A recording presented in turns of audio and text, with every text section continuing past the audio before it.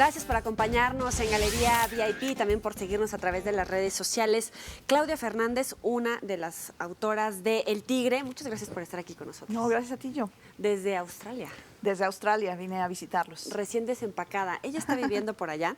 ¿Cómo se ve a tantos años, después de 13 años de haberlo publicado, y a esa distancia en la televisión mexicana? Bueno, ha sido muy interesante el proceso después de publicar el libro en el 2000, que era una primera reflexión de la televisión mexicana desde adentro. Hemos visto, tanto Andrew, mi coautor, como yo, una evolución en términos de la televisión. Hay mucha más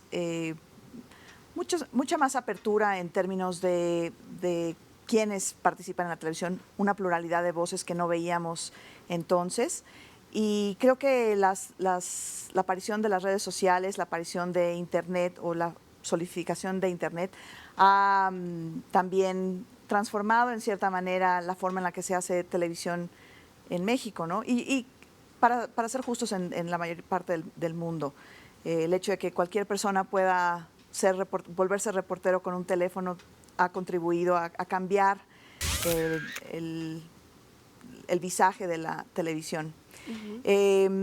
Hemos visto también que algunas cosas no han cambiado, ¿no? La empresa Televisa, que es el principal tema de nuestro libro, tiene algunos rasgos del legado del Tigre, de Emilio Azcárraga Milmo. Es una televisión que sí tiene más voces, pero al mismo tiempo lo vimos el año pasado con la campaña electoral. Hubo un cierto favoritismo hacia el candidato del PRI, ahora presidente, y eso lo veíamos años atrás y lo seguimos viendo ahora. Es muy interesante porque decías que el Tigre era amigo de los presidentes, priista incluso, pero cuando viene la coyuntura del 2000 es donde demuestra que su amor es en realidad por el poder y trabaja de la mano con Vicente Fox. Yo diría que Emilio Azcárraga Milmo, así como su hijo Emilio Azcárraga Jan, son empresarios primero que nada. Entonces son muy pragmáticos en su relación con el poder. Yo creo que Emilio Azcárraga Milmo tuvo esa relación con el PRI porque era el partido en el poder. Pero sí, si hubiera habido otro partido, hubiera sido soldado de cualquier partido que hubiera estado en el poder. Porque él se asumía.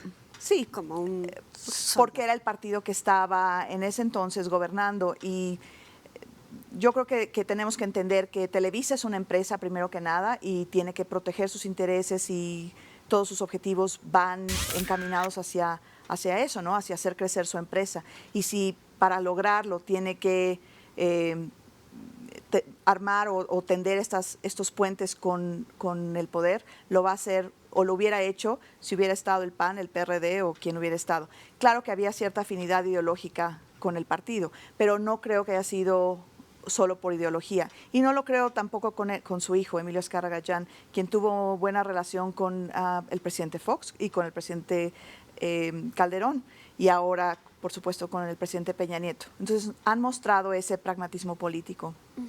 Hablabas acerca de, por ejemplo, no necesariamente el hecho de que haya una televisión alternativa, como en su momento fue TV Azteca, ¿quiere decir que los contenidos van a ser de calidad o va a haber una competencia? Se aprobó la reforma en telecomunicaciones, estamos a la espera de la licitación. ¿Se puede repetir esta misma situación? No porque haya más va a haber competencia o más calidad en la televisión. Estoy totalmente de acuerdo. Creo que era la esperanza que con la participación de otras televisoras habría mayor competencia o habría una mejora en la calidad de la programación. Pero bueno, TV Azteca ha estado ya más de una década operando y no ha habido un cambio drástico en la programación. Al contrario, ha sido en gran parte una copia calca de lo que ha hecho Televisa. Como mencionas, la ley de telecomunicaciones ha sido aprobada y es una ley prometedora, pero hasta que no veamos la reglamentación de la ley no sabremos si tiene los suficientes dientes para hacer realmente una diferencia en términos de controlar monopolios o en este caso un duopolio en la televisión. En el momento en el que Milmo era el rey no aparecía el apellido Slim, ahora sí. ¿Cómo se acomodan las cosas, sobre todo con los datos duros que mencionas respecto a que Emilio Azcárraga Llán ha llevado a mejor puerto en cuestión económica de los resultados que ha dado Televisa, mejor que su papá? Creo que ambos, tanto Emilio Azcárraga Milmo como Carlos Slim, como muchos otros en otras industrias, muestran una radiografía muy interesante de lo que pasa en nuestro país. Es esta relación de élites empresariales en manos de unos cuantos, ¿no? El poder económico está en manos de unos cuantos y tienen similitudes en términos de cómo operan en sus empresas y en relación con otros sectores de la sociedad, político y otros. En términos de Emilio Azcárraga Milmo como empresario, en comparación con su hijo Emilio Azcárraga Llán, y cómo pensamos que es un mejor empresario, un empresario mucho más eficiente, los números lo demuestran, ¿no? La Televisa del Tigre o la Televisa de cuando Emilio Azcárraga Llán tomó las riendas, facturaba, la Televisa de ahora factura 5,000 millones de dólares, que es lo doble de lo que facturaba cuando tomó las riendas Emilio Azcárraga Llán. Y también vemos una diversificación del negocio que ha fortalecido a Televisa, ¿no? Cuando su padre muere, Emilio Azcárraga Milmo, en 1997, la mayor parte de los ingresos de Televisa provenía de publicidad televisiva. Ahora solo es una tercera parte de sus ingresos, lo que te habla también de una empresa mucho más sana y mucho más diversificada. Uh-huh. Y frente a la participación de Carlos Slim y esta diversificación de estos personajes, tanto de TV Azteca como de Televisa, estos tres presidentes de estas empresas, ¿serían tan exitosos en otro país donde no se favorecieran los monopolios, duopolios o el control de mercado que ellos pueden ejercer aquí en nuestro país? Mira, creo que hay ejemplos de este tipo de monopolios o duopolios en muchas partes del mundo. En Australia, donde vivo, los medios están controlados por unas cuantas familias, ¿no? Rupert Murdoch, el gran magnate de los medios australiano, controla más de 25 revistas, canales de cable, televisión, periódicos. Entonces, se repite en varias partes del mundo. Creo que en México lo diferente o lo distinto, lo característico es que cada industria tiene un líder empresarial que maneja en lo general un monopolio.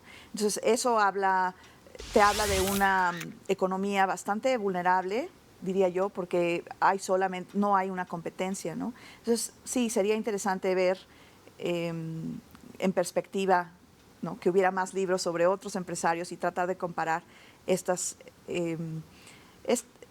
dinámica de monopolios y el impacto que tiene en la economía de un país como México. Tú que lo ves allá en Australia, por ejemplo, todo el poder que en medios de comunicación y a la política que puede hacer Murdoch o hacía, en este momento comparado con nuestro país, ¿es así? Seguimos como sociedad, seguimos manipulados, una sociedad teledirigida y en gran medida somos lo que vemos.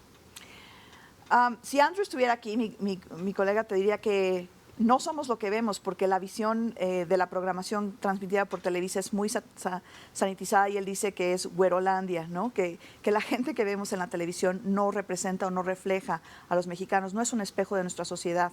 En las telenovelas o en los programas televisivos. Y un ejemplo que mencionamos en el libro es el caso de Big Brother, por ejemplo, que no tuvo el gran éxito que tuvo en otros países como Inglaterra, Estados Unidos o Brasil, porque no reflejó la sociedad mexicana, ¿no? Era como actores prácticamente. Sí. Y una franquicia que ha generado miles de millones de dólares en otros mercados, aquí lo enlataron después de 3 temporadas. Entonces, sí creo que en ese sentido no somos la sociedad, o sea, no vemos lo que somos. Lo que sí creo es que la aparición de las redes sociales y de otras fuentes de información ayudará a que la sociedad también empiece a educarse en términos de obtener su información de otras fuentes, ¿no? Aunque yo creo que todavía Televisa sigue siendo la principal fuente de información de la mayor parte de la población a través de su principal noticiero. Y bueno, en algunas partes del libro mencionas justamente el concepto que tenía Azcárraga Milmo de lo que debería de salir en la televisión, entretenimiento, no educación.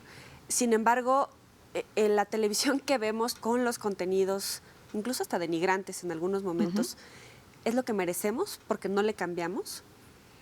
Esa es una pregunta interesante. Creo que en los países en los que ha habido un cambio o una democratización de la televisión es porque la sociedad misma desde abajo ha presionado para que haya esos cambios con esa elección. Pero cuando tienes un monopolio que es una de las opciones más dominantes en el mercado y no hay opción, es muy difícil para el teleauditorio el cambiarle de canal, ¿no? Pero sí, estoy de acuerdo contigo que será la sociedad la que impulse el verdadero cambio en la televisión. Sin duda, el Tigre desata muchas dudas, el ¿Polémica? morbo. Es un gran personaje. ¿Cómo lo definirías, grosso modo? Wow. Porque es larga. Mira, el Tigre creo que nos sorprendió tanto a Andrew como a mí como autores. Como sabes, creciendo en México, Televisa y el Tigre en lo particular inspiraba pasiones, ¿no? O había gente que lo amaba y había gente que lo odiaba. Dividía mucho la opinión. Y cuando hicimos nuestra investigación de más de 6 años para producir el libro, nos dimos cuenta que había muchos claroscuros en la personalidad de este personaje, como lo hay en cualquier persona, ¿no? Las personas no somos blanco y negro. Hay muchas aristas y muchos, claroscuros en esa personalidad. Entonces, era un hombre autoritario, muy carismático, generoso, temido, entonces, sí, muy contrastante. Un hombre fascinante, ¿no? ¿La familia quedó contenta? Pues no sé si quedó contenta o no, porque como sabes es una biografía no autorizada. Sí. Solicitamos entrevistas con la familia para conocer mejor al personaje. En general declinaron comentar. El Tigre era un hombre muy privado y la mayoría de sus familiares respetó esa privacidad. Nunca recibimos ninguna censura o ningún bloqueo en términos de la búsqueda de información en nuestra investigación y nunca hubo un reclamo por parte de la familia después de publicado. Seguramente no les gustó mucha de la información que publicamos, pero lo que tratamos de hacer era un retrato lo más fiel a la realidad posible. Un hombre de pasiones, incluso con grandes estrellas de la televisión mexicana. ¿Un par que nos quieras contar? Era un apasionado de las mujeres, sí. Tuvo 4 esposas y una última pareja y, bueno, había muchas historias alrededor de su virilidad y de su encanto con las mujeres. Y bueno, es muy conocida su relación con Silvia Pinal. Y hay muchos... ¿El gran amor de su vida? No, yo creo que nosotros diríamos que el gran amor de su vida fue su primera esposa, Gina, que muere trágicamente 8 meses después de su matrimonio, embarazada. Y creemos que su relación con las mujeres después de eso fue una eterna búsqueda para reencontrar ese gran amor que sintió por su primera esposa. Pero Silvia Pinal definitivamente fue muy especial para él. Y bueno, hay muchas... ¿Lucía? Pues Lucía Méndez siempre se mencionó en nuestras entrevistas que había sido muy cercana a él. Tuvieron una relación muy volátil, diría. Ella deja Televisa y regresa hasta después de que el Tigre falleció. Entonces era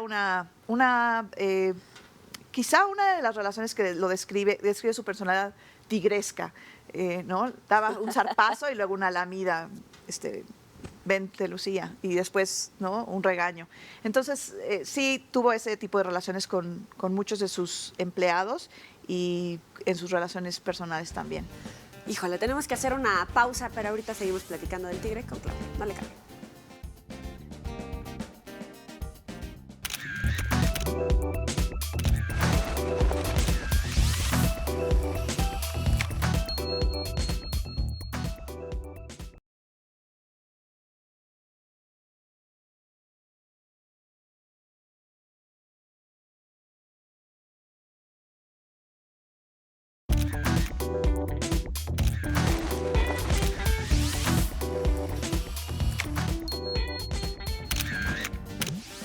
Claudia Fernández nos está platicando de esta obra que tiene 13 años, de El Tigre. Nos presentas algunas fotografías. Casualmente hablábamos de Silvia Pinal y aquí está. ¿Cómo conseguiste algunos documentos ya más personales, fotografías más íntimas? El libro se basa principalmente en más de 200 entrevistas con diferentes actores en la vida de Emilio Azcárraga Milmo y de la empresa, tanto en el país como en el extranjero. Y algunas de esas fuentes fueron muy generosas en prestarnos sus álbumes y compartir sus fotografías y sus recuerdos. Entonces, algunas de las imágenes vienen de ahí, otras las solicitamos a diversas agencias. Hubo algunos documentos como su acta de nacimiento que conseguí en los registros de San Antonio, en el registro público de San Antonio, pedí una copia y me la dieron, ¿no? Sí. Entonces, ese tipo de documentación lo obtuvimos así. No había gran documentación de archivo. Casi toda la información provino de entrevistas. Fueron 200, con 200 personas o más de 200 personas, pero en muchas ocasiones a estas personas entrevistamos más de una vez. Entonces, el volumen de las entrevistas fue más 300 quizá. Incluso si leía algunas reseñas, la mayoría muy positivas del libro, pero otras que justamente decían, cruzaste información entre la cantidad importante de entrevistas que hiciste, pero que faltaba justamente esta documentación. ¿Es por eso? Porque hay pocos documentos. Fue la escasez de documentación, como decíamos, no había un récord histórico en ninguna parte. Recurrimos a todos los récords históricos de los que pudimos echar mano. La bibliografía incluye textos anteriores, pero no hay un texto riguroso sobre la historia de la televisión. ¿No existe en México? Hay un par que son son buenos esfuerzos, pero no hay uno muy completo. Entonces, te digo, hicimos una investigación de 6 años y bueno, fue tan exhaustiva como pudimos hacerla. Y en términos de las entrevistas, lo que tratábamos de hacer era, una vez que nos contaban una anécdota o un rumor, sí, tratábamos de confirmarlo con otras fuentes y llegar a la versión más cercana de la verdad. El ejemplo de Salvador Novo y González Camarena. Por ejemplo, en esta reseña decían, faltó ahí rigor porque sí había algunos escritos, reconstruir la historia de esa primera etapa de la televisión, antes de las telenovelas, etcétera. Ahora, ¿cómo podría hacerse? Porque sin duda es una parte importante y no necesariamente está bien documentada, ¿no? Bueno, una segunda edición, no sé. Hemos hecho, bueno, esta es la edición aumentada y corregida. Y realmente lo que queríamos, o sea, el hilo conductor de nuestro libro era la vida del tigre, todo lo demás era accesorio. Sí. No estábamos haciendo un libro, o sea, el libro, la historia de la televisión, sí, la historia de la televisión era parte de, y tratábamos de explicarlo a través de este personaje. Pero yo creo que sí hace falta, y esperemos que el libro inspire a otros periodistas u otros escritores para seguir haciendo este tipo de documentos que en nuestro caso se volvió texto de referencia para las escuelas de comunicación, de negocios en algunos casos, pero hay una falta de este tipo de género, de biografía y de un documento vivo que todavía tiene, se puede aumentar, por supuesto, y se puede corregir. Estamos abiertos a ese tipo de correcciones, ¿no? Tú haces un muy buen ejercicio. ¿De quién más te gustaría hacer biografías? Me encantaría hacer varias biografías. Viviendo en Australia es un poco difícil, porque tendría que tal vez. Sí, venir a investigar, pero hay tantos personajes en la vida de este país, de la vida cultural, de la vida política, de la vida empresarial, ¿no? Estoy esperando leer las biografías de mis colegas periodistas sobre empresarios de la talla de Carlos Slim, todos los Carlos Jan González, Carlos Salinas, todos esos personajes yo creo que requieren de de observarlos con lupa y reconstruir la influencia que tuvieron en este país a través de investigar su paso por el poder o su paso por las empresas.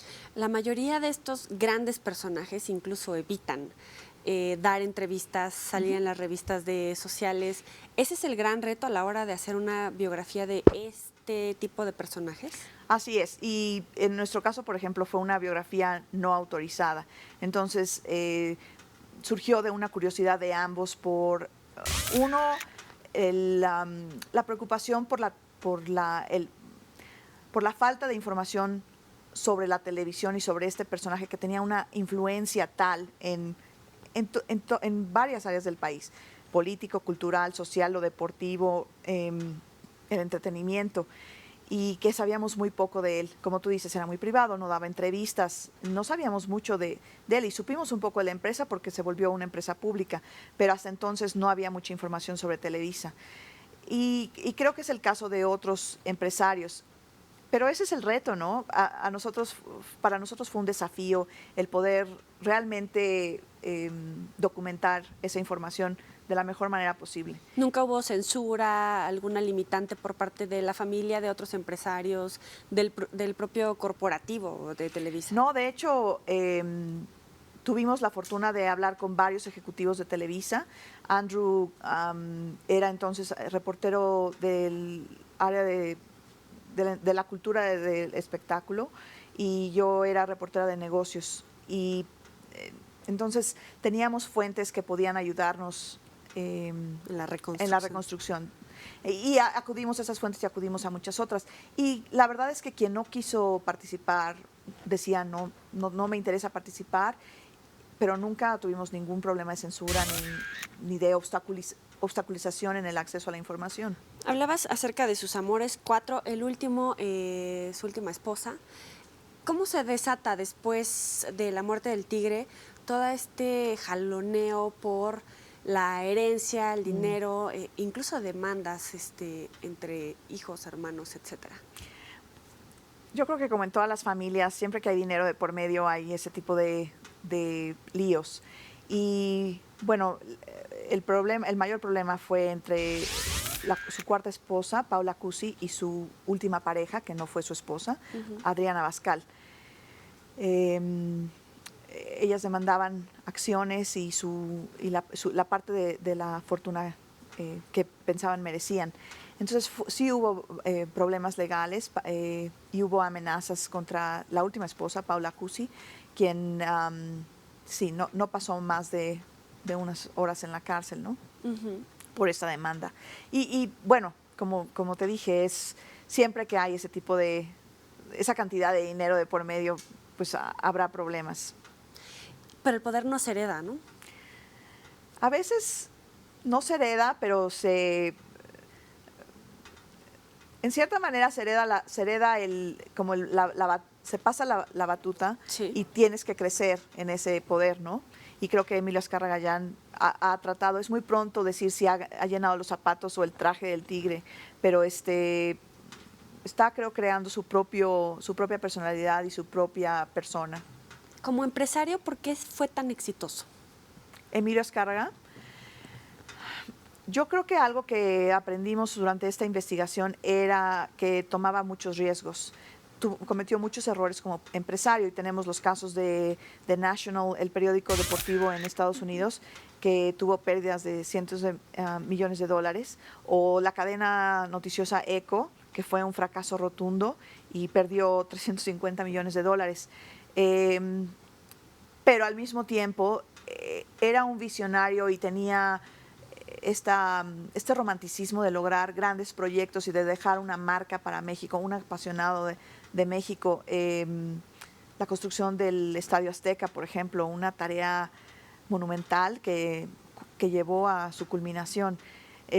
Entonces, yo diría que era un empresario, si era un buen empresario o un mal empresario es muy subjetivo, pero creo que tenía grandes sueños y trabajaba para lograrlos. Se equivocó en varias cosas, a veces sus decisiones eran muy caprichosas y eso le costó. ¿Quién es títere de quién? ¿El gobierno, de las televisoras o viceversa? Yo creo que no es que sean títeres, sino tienen una relación simbiótica para mantener el status quo que les beneficia a ambos. Yo creo que uno utiliza al otro para mantener su hegemonía, ¿no? Entonces creo que se sirven mutuamente. Tú viéndolo desde Australia, ¿la televisión sigue siendo para jodidos, como decía? Creo que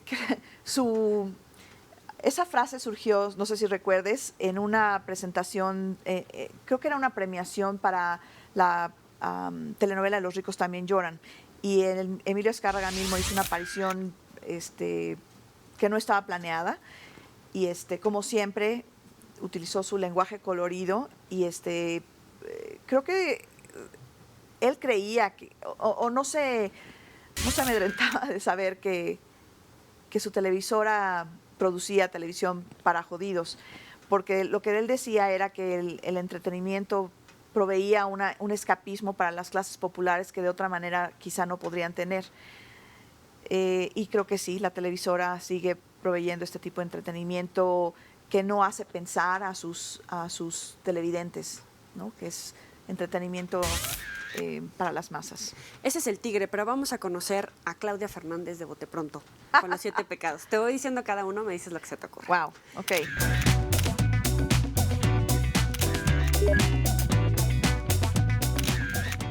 Gula. Chocolate. Lujuria. Pereza. Un domingo leyendo el periódico. Soberbia. El tigre. Avaricia. La familia del tigre. Envidia. No sé, no soy muy envidiosa. Envidia. Salinas Pliego del tigre. Ira. Ira. Movimiento 132. Claudia, muchas gracias por estar aquí con nosotros. Gracias y gracias por esos pecados. Espero que disfruten El Tigre 13 años después. Nos vemos la próxima. Pásenla bien.